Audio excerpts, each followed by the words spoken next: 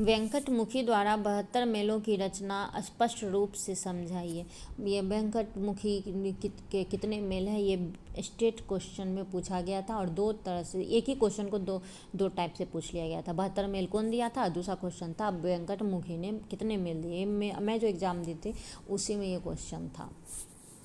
आइए स्टार्ट करते हैं। 17वीं शताब्दी के उत्तरार्ध में दक्षिण के पंडित वेंकटमुखी ने चतुर्दंड प्रकाशिका नामक ग्रंथ लिखा, जिसमें उन्होंने गणित द्वारा यह सिद्ध किया कि उस समय के सप्तक से अधिक 72 मेल अथवा थाट उत्पन्न हो सकते हैं। उनके स्वर आधुनिक स्वर से थोड़ा भिन्न थे। 17वीं शताब्दी में कुछ स्वरों के नाम एक से अधिक थे और आवश्यकता के अनुसार कोई एक नाम चुन लिया जाता था।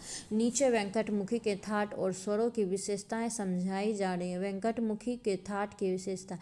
वेंकटमुखी ने यह बताया कि थाट सदैव संपूर्ण होना चाहिए, अर्थात प्रत्येक थाट में कम से कम 7 कम से कम और अधिक से अधिक 7 स्वर होने चाहिए। थाट के स्वर सातों स्वर क्रम के से होने चाहिए। किसी भी स्वर के दोनों रूपों का एक साथ प्रयोग किया जा सकता है। प्रथम विशेषता में यह बताया गया कि थाट में हमेशा 7 स्वर होने चाहिए। थाट में किसी भी स्वर का दोनों रूप एक साथ प्रयोग करने से थाट संपूर्ण नहीं रहेगा, लेकिन फिर भी वेंकटमुखी कहते हैं कि प्रत्येक थाट संपूर्ण रहता है और एक स्वर के दोनों रूप प्रयुक्त होते सकते हैं। इस तरह थाट की प्रथम और तीसरी विशेषताएं परस्पर विरोधी होगी, किंतु नहीं। दक्षिणी संगीत के स्वर नामों की दृष्टि से यह विरोध नहीं रहता। यह विरोधाभास उसी समय तक है जब तक कि हम अपने स्वरों की दृष्टि से उसके थाट की कल्पना करते हैं।